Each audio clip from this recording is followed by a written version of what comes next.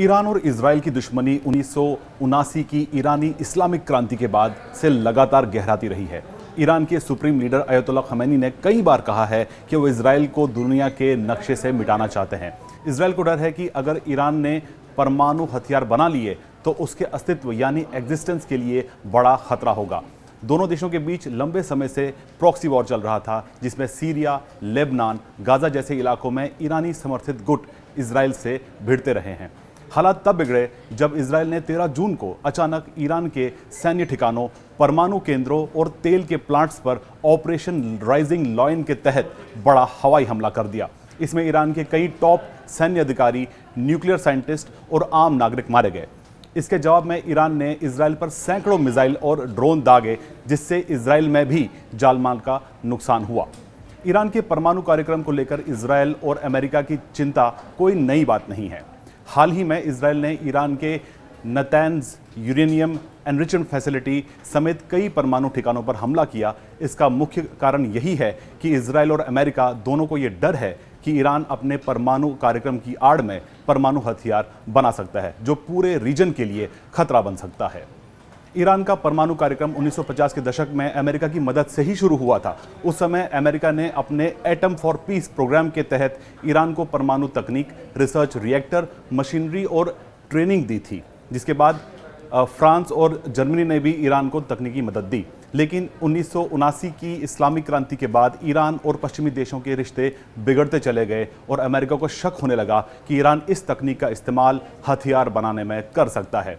Israel की नीति हमेशा से साफ रही है कि वह अपने किसी भी दुश्मन को परमाणु शक्ति नहीं बनने देगा। इसलिए जब भी उसे लगता है कि ईरान परमाणु हथियार बनाने के नज़दीक पहुंच रहा है, तो वह सैन्य कार्रवाई करने से नहीं चूकता।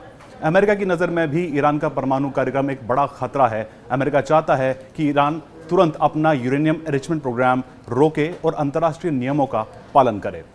ईरान बार बार कहता आया है कि उसका परमाणु कार्यक्रम पूरी तरह से शांतिपूर्ण है, जैसे बिजली बनाना या मेडिकल रिसर्च। ईरान ये भी कहता है कि वह अपने परमाणु हथियार कभी नहीं बनाएगा, लेकिन अमेरिका और इजराइल और कई पश्चिमी देश इस पर भरोसा नहीं करते हैं। उन्हें डर है कि ईरान चोरी छुपे हथियार बनाने की दिशा में आगे बढ़ रहा है। ईरान अपने परमाणु कार्यक्रम को क्यों नहीं रोकता, सबसे बड़ा सवाल यही है। इसके पीछे कई वजह हैं। ईरान मानता है कि परमाणु तकनीक उसका अधिकार है और वह इसे छोड़कर अपनी संप्रभुता के साथ समझौता नहीं करेगा। उसे लगता है कि पश्चिमी देश उस पर जबरन अपनी शर्तें थोपना चाहते हैं। साथ ही ईरान को डर है कि अगर वह पूरी तरह से मान गया तो उसकी सुरक्षा और क्षेत्रीय ताकत कम हो जाएगी। इस पूरे विवाद का नतीजा यह है कि पश्चिम एशिया में तनाव लगातार बढ़ रहा है। इजराइल और अमेरिका ईरान पर दबाव बनाए हुए हैं, जबकि ईरान अपने अधिकारों की बात करता है और अपना कार्यक्रम जारी रखे हुए है। यही वजह है कि इजराइल ने अपना पहला हमला किया और अमेरिका भी ईरान के परमाणु कार्यक्रम को रोकने के लिए हर संभव कोशिश कर रहा है। सवाल यह है कि इस युद्ध में कौन किसके साथ है। इस युद्ध में इजराइल को अमेरिका, ब्रिटेन और फ्रांस का खुला समर्थन मिला है। अमेरिका ने इजराइल को एडवांस हथियार, मिसाइलें और सुरक्षा सहायता दी है। अमेरिकी नेवी का एयरक्राफ्ट कैरियर भी इजराइल की सुरक्षा के लिए तैनात किया गया है। फ्रांस और ब्रिटेन ने भी इजराइल के सेल्फ डिफेंस के अधिकार का समर्थन किया है। ईरान के पारंपरिक सहयोगी रूस और चीन इस बार खुलकर मैदान में नहीं है। रूस यूक्रेन युद्ध में उलझा हुआ है और चीन भी सीधे हस्तक्षेप से बच रहा है। ईरान की मदद वाले गुट जैसे कि हिजबुल्ला और हमास आदि भी पहले से कमजोर हैं और वो इजराइल के खिलाफ सीमित कार्रवाई ही कर पा रहे हैं। सवाल यह है कि युद्ध का भारत पर क्या प्रभाव हो सकता है। इस युद्ध का असर सिर्फ ईरान और इजराइल तक सीमित नहीं है, बल्कि पूरे मिडिल ईस्ट और ग्लोबल इकोनॉमी पर पड़ रहा है।